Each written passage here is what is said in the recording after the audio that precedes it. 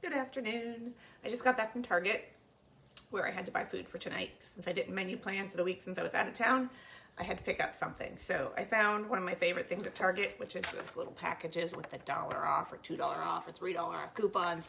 So I found this. It's a boneless butterfly cut pork chop. So I'm gonna grill these out tonight.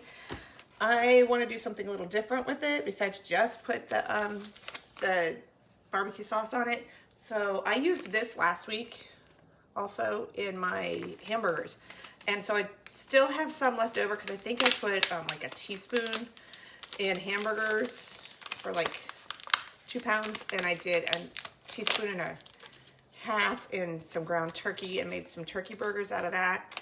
So I have pretty much of it left. The directions on this when you do it as a brisket, which briskets are a little harder to find, is to do 1/3 of a cup of water and 3 to 4 pounds of brisket. See, my directions right there on the back. So I didn't do a brisket either time with it. So I've gotten 2 uses out of this, which is pretty good to me that I would have used something twice. I'm going to, since I had it left over, since we have these little zipper bags, I was able to seal it up, and I just taped the directions right back onto it because I figured if I wanted to, I could probably still use it for a brisket if I wanted to, but that's not what I'm going to do. I'm going to get creative, and I'm going to marinate these pork chops. I've left 2 of them. My son doesn't necessarily like things like spices and stuff on his food for Kirk, so I've left 2 of them in the fridge. Those will be his. This I'm going to take, and I'm just going to put 1/4 cup of olive oil. Wait, my little thing's upside down.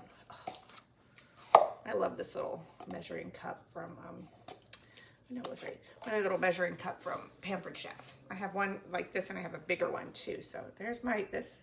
And this one, if you have like dry ingredients that you're using, like flour or something, you can just, when you're baking a bread, or like if you have butter, you just put it in and you pop it out. So I like it. So it has my wet measurements on here. So I'm just gonna put 1/4 cup of olive oil in here. I'm not gonna be, if it goes a little over, I'm not gonna, because I'm just kind of making this up. I might get it. So I also have these reusable Ziploc bags, better for the environment. So I'm just gonna put my olive oil right in there. And then I'm gonna take my smoked brisket mix, and I'm just gonna use the rest of it because I've got like 6 pork chops here. So I'm just gonna use the rest of it here. Oop. And I like using like a zipper type bag because you can just kind of mix it up. And I'm gonna see if I might want a little bit more. I think I'm gonna probably put a little bit more olive oil in there because it's making a paste, and I would rather make more of a marinade. And I find that when I'm making marinades, usually they call for olive oil. So I'm gonna double that. I do a really good one that I got off of Pinterest, which is where a lot of my menu planning comes from. That's a flank steak, and it has like orange juice, and oh, I could throw some orange juice in here. I could do that, but I'm just gonna do this for right now. It's like orange juice and soy sauce and olive oil. Oh yeah, that's much better as a marinade. So after I kind of mix that up a little bit. Hi Paul, how are you? How's that baby? He's so cute. Doesn't give me baby fever though. I don't know. Doesn't even give me grandbaby fever. So I got that kind of mixed up there. Once I get the pork chops in, I'll mix it up a little bit more. So I've got that down there. I'm gonna get my scissors here. I still got my mixes out that I got in this morning. And I'm gonna take and just kind of poke these. So I'm gonna put 6 pork chops in here. Like I said, I have 8. There's 7 in the house, but really only Kybella and Kailani will split one. I'll just have one. Charles will probably just have one, and the other boys can fight over the others. So I might even have just half one.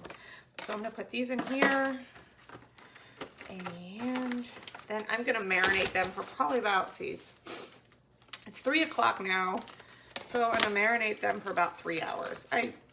If I had this on my menu a little earlier in the day, I probably would have done it either overnight or gotten up this morning and put them in. But usually everything's like marinate for 30 minutes to 3 hours. So that'll do it. Let me get a paper towel.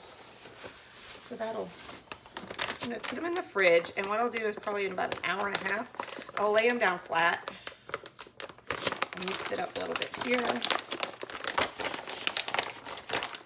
And these bags can be re-washed and used over and over and over. I just got them at Target too, so because that's where I do a lot. So you can see I've got marinade going on in there. I'll turn it up so you can see. And I'm gonna lay it flat on one side, actually the side that looks like it has the least on it. And I'm gonna put it in the fridge. And then about an hour and a half, I'll go and I'll flip it over so that the other side gets really good and marinated. And then I'll throw them on the grill till they're done. I'm really, having a food service background, I'm really stringent about how long I cook my food and food temperature. So I'll cook those until they're done on the grill. And then I'll probably throw a little bit of barbecue sauce on some of them also. For some of the people, I might do without the barbecue sauce so I can cut some of those extra sugars and things. So that's what I'm gonna do. I'll let you know how it is. Maybe I'll do a first taste live if I can get my house quiet enough to do that. Probably not. I'll just take some pictures. But you guys go ahead. You have a great day. Let me know what you're having for dinner tonight, whether you planned it, whether you just...